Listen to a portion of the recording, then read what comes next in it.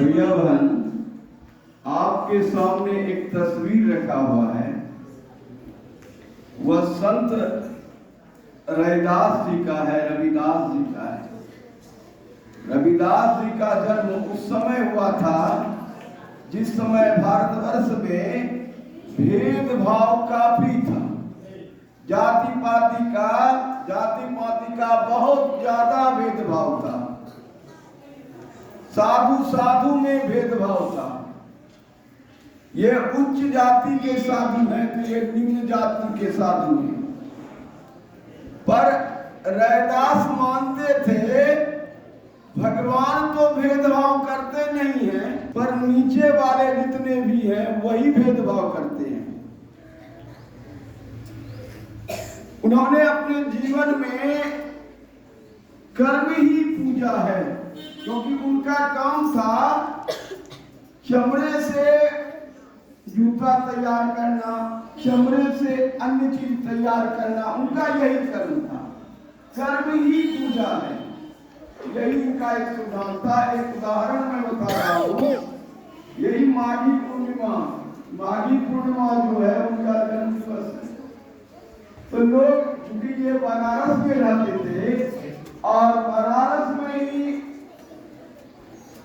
इनके गुरु रहते थे, तो बनारस में इनका रहना और बनारस में विद्वत परिषद भी है।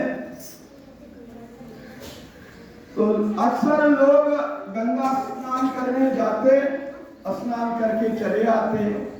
रैदास जी को जब अवसर मिलता तब गंगा जी स्नान करने जाते। तो जहां वो बैठे थे वहां एक रास्ता, उसी से एक रास्ता गुजरा हुआ था।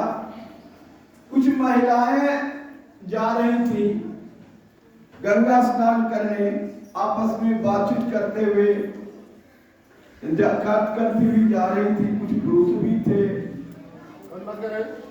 तो रैदास के मन में हुआ सभी तो जा रहे हैं, मैं भी कुछ अपना कोई वस्तु दे देता हूं ताकि वे गंगा मां को चढ़ा देंगी। उनके पास केला था, वह जो माताएं गुजर रही थी उन्हीं को दे दिए कि जा माता गंगा मां को चढ़ा दीजिएगा। अब देखिए,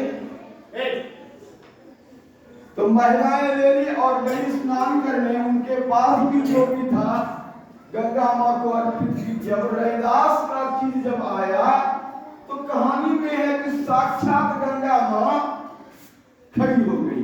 गंगा में भी सरी है, नदी भी है तो सरीधारी गंगा आ गई और रैदास की दी हुई वस्तु, उनका जो केला था वो हाथ से ले ली। महिला को भी आश्चर्य लगा कि रैदास जी का दिया हुआ चीज साक्षात गंगा मां आकर ले ली। एक तो प्रसंग ऐसा था। दूसरा प्रसंग और भी है। वो कृष्ण भक्त भी थे। तो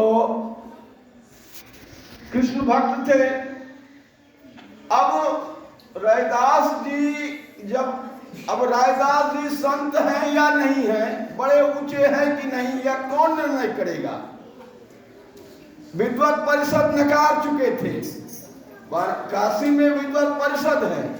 विद्वत परिषद जिसको कहता है वही बड़े संत माने जाते हैं। विद्वत परिषद के समझ में रैदास जी अच्छे बड़े संत नहीं हुए। अब भगवान को आना पड़ा है। सुनते हैं भगवान कृष्ण स्वयं पधारे हैं और उन्हें सबसे बड़े संत का दर्जा देकर चले गए हैं। तो भगवान भी समय समय पर आते हैं और कहते भी, उनका भजन भी है, बहुत सुने होंगे। प्रभु जी तुम चंदन हम पानी। संबंध कैसा है? चंदन और पानी। जब पानी नहीं रहेगा तो चंदन से सुगंधी आप नहीं ले सकते हैं। प्रभु जी तुम दीपक हम बाती। दीपक है पर बाती न हो तो दीपक किस काम का? तो भक्त और भगवान में ऐसा संबंध है। आत्मा परमात्मा में ऐसा संबंध है। वो आत्मा और निर्गुण ब्रह्म के उपासक थे। तो आज उनके जन्म दिवस पर कर्म ही पूजा है का सिद्धांत लेकर जाएं। और अपने कर्म में लगे रहिए। पूजा पाठ भी कीजिए, पर कर्म ही पूजा है। कर्म को अपनी पूजा मानकर पूजा करते रहिए। इससे हमारे देश की तरक्की भी होगी, हमारे देश की उन्नति भी होगी, हमारे देश का नाम रोशन होगा।